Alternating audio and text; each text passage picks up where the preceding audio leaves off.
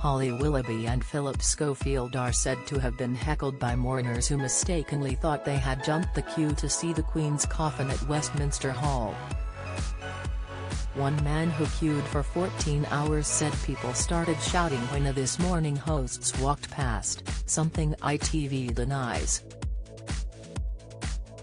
Joe Tompkins, a 41-year-old who travelled from Nottingham to see the Queen lying in state, said people around him were looking out for one another as they waited in line. Holly, 41, and Phil, 60, have faced calls to be sacked from their ITV daytime show following the drama, despite releasing a statement insisting they would never jump the queue and explaining they had media accreditation. Joe had travelled to London on Thursday night, arriving in the queue at 1 a.m. on Friday. "We were in the zigzag line right at the end of the queue when we saw Phil and Holly.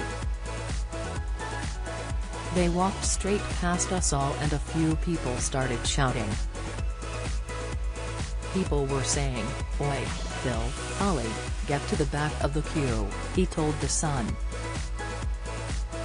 The builder said a lot of people around him were angry with the TV presenters, adding there was a real hatred for them. Joe made several friends in the queue and said they all supported each other as they waited to pay their respects to the late monarch. An ITV spokesman told the Mirror, "This account is untrue and is not a fair and accurate representation of what happened that day." Phillip and Holly were escorted by government staff to work from the media gallery. They did not file past the Queen's coffin and were there alongside a host of other broadcasters and national media in a professional capacity. They added, to the contrary, Phillip and Holly stopped to meet many that greeted them and had selfies. There was no ill will at all towards them. During Tuesday's episode of This Morning, Holly and Phillip started the show with a segment of video clips as they marked the 10 days following the Queen's passing. They said they went to Westminster Hall to show all the people who were unable to attend. "Like hundreds of accredited broadcasters and journalists, we were given official permission to access the hall. It was strictly for the purpose of reporting on the event for millions of people in the UK who have not been able to visit Westminster in person," Holly said in a pre-recorded voiceover. "The rules were that we would be quickly escorted around the edges to a platform at the back. In contrast, those paying respect walked along a carpeted area beside the coffin and were given time to pause.